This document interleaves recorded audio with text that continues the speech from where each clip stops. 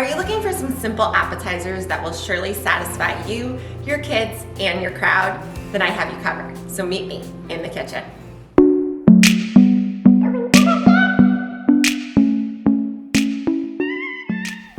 Hey guys, it's Melissa, and today I have 3 simple appetizers for you that are great for your next holiday party, sports gathering, cocktail party, or for any event of that matter. And make sure you stick around for that 3rd recipe because it is incredibly easy, and if no one was watching, I would eat the entire bowl. So if you're ready, let's get started. Our first appetizer is a kid favorite, pigs in a blanket. And since it is the holiday season, I am going to go ahead and make mine into a Christmas wreath. But totally feel free to just spread these out on your baking sheet and cook them however you would like. We are going to start by preheating our oven to 375 degrees and then just prepping our baking sheet. So you can go ahead and spray your baking sheet with cooking spray or go ahead and put parchment paper down. Then we're gonna take our tub of crescent rolls and we're going to roll them all the way out. We are going to cut each crescent roll into 3 pieces lengthwise.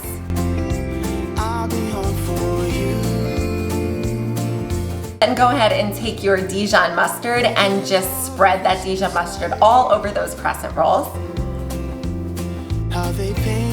And then take your little cocktail hot dogs and roll them in the crescent rolls, starting at the longest end and rolling to the smallest end. Now, if you are going ahead and making this into a wreath, you can go ahead and put all of these hot dogs down on your baking sheet, making sure that they touch in a circle. I like to go ahead and take a small bowl and put it in the center just to make my life a little bit easier and make sure that circle's perfect. Then go ahead and take your egg wash, just mix an egg with a little bit of water, beat it up, and then go ahead and just paint the top of your mini hot dogs. And then from there you can go ahead and add some kosher salt, add some poppy seeds, and then these are ready to go into the oven.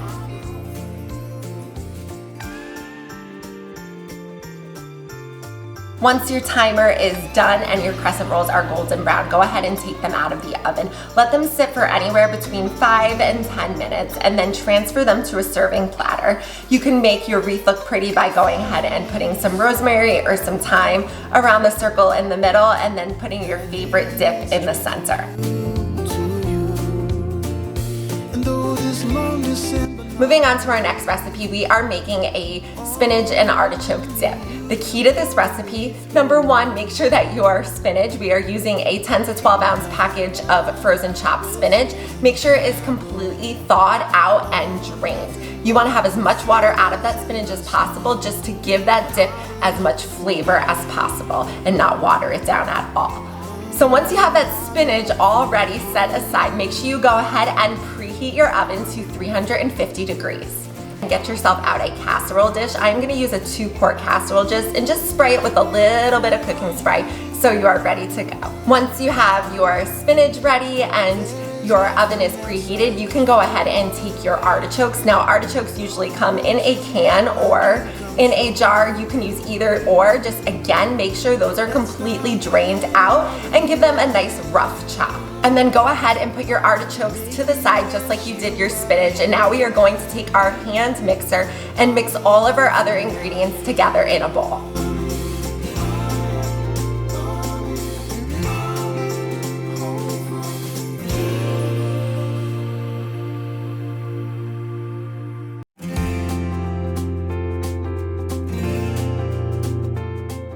And just beat it for about 1 minute because we do want it to become light and fluffy. Once you have beaten it for 1 minute, you are going to add the spinach and add your artichokes back in and just stir it up with a rubber spatula. I am on my way again. Once your dip is all mixed through, we are going to transfer it over into that casserole dish, and then we are going to top it with about 1 cup of shredded mozzarella cheese. You can also go ahead and use an Italian cheese blend here. That would be delicious. And if you want to not add the extra cheese, totally feel free to do that. Maybe just top it with a little bit of Parmesan cheese on the top so you get a nice little golden crust. We are going to go ahead and pop it into the oven for about 20 to 25 minutes. Once your timer goes off and your dip is golden brown and bubbling, go ahead and take it out of the oven. Let it sit for about 5 to 10 minutes so it cools off, and you can go ahead and serve this with crusty bread, pita chips, tortilla chips, even vegetables, and it will be enjoyed by everyone. All right guys, here we go. This is our third and final appetizer recipe. We are making a marinated olive. The key to this recipe is that you want to make this in advance because it needs to sit in the fridge for 1 to 2 days. You want to make sure you also go ahead and stir it during that time just to make sure that everything gets fully coated and marinated and tastes as best as possible. We are going to start this recipe by chopping up 1 tablespoon of fresh thyme and 2 teaspoons of fresh rosemary. You're also going to chop up 4 cloves of garlic.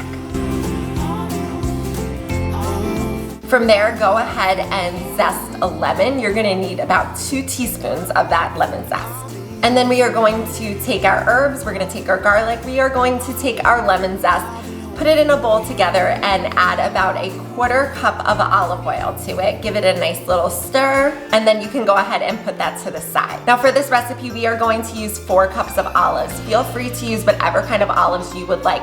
I find that using bigger olives works much better. So I'm gonna use some large Kalamata olives. I am just gonna use some large pimento stuffed green olives and then some jumbo ripe black olives. Mix those olives all through together and then go ahead and just top it with your olive oil mixture.